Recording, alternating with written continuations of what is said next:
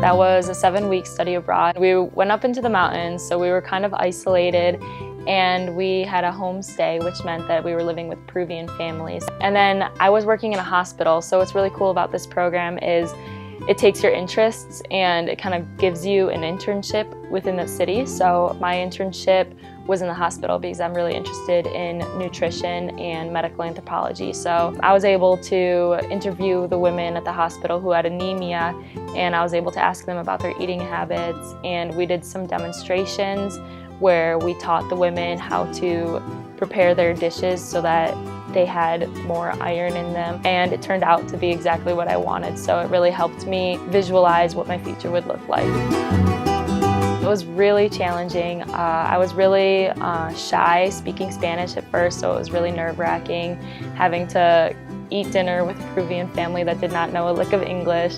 So that was really stressful, but they were really nice, and by the end of it, I could have full conversations, which was amazing. It's definitely difficult to be out of your element, to be the only white person in a city full of Peruvians. It was really eye-opening. I'd never been in a situation like that, so it's really good, and when I come back to the United States, it helps me think about what it is to be a minority, and I think that's really valuable. After feeling like a little bit of an outcast in the city, people really just wanted to know me, and they were just really friendly. I think everyone's interested in the prospect of an American coming to their city. Everybody should have an experience like that because it really helped me reflect on who I am. And you have your bubble that you live in the United States, and it's really hard to see out of that. And it's really valuable, especially for people who are as privileged to go to a university such as Michigan State, because we really are privileged, and it just helps you reflect on who you are and to really understand what else goes on in the world.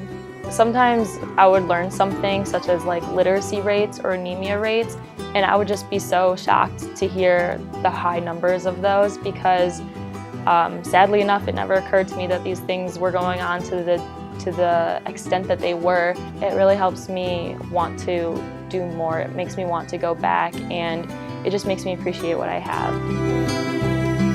The mountains in Peru were unreal. I would be at the top of a mountain and be looking up at more mountain, and I just couldn't believe the vastness of it. So I loved hiking. Every once in a while we would stumble upon a lake that was the bluest blue. It just must have been so clean. I visited Machu Picchu. It was beautiful. It's one of the 7 wonders of the world. Then there were people. I made so many good friends in Peru. My boss was so thrilled to be working with us. He thought it was so fun to have these students from America.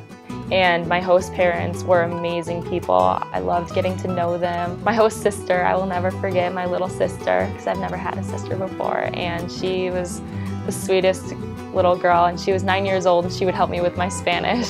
She had a lot of fun teaching me how to speak Spanish because I think it made her feel real smart. So yeah, I made a lot of good friends.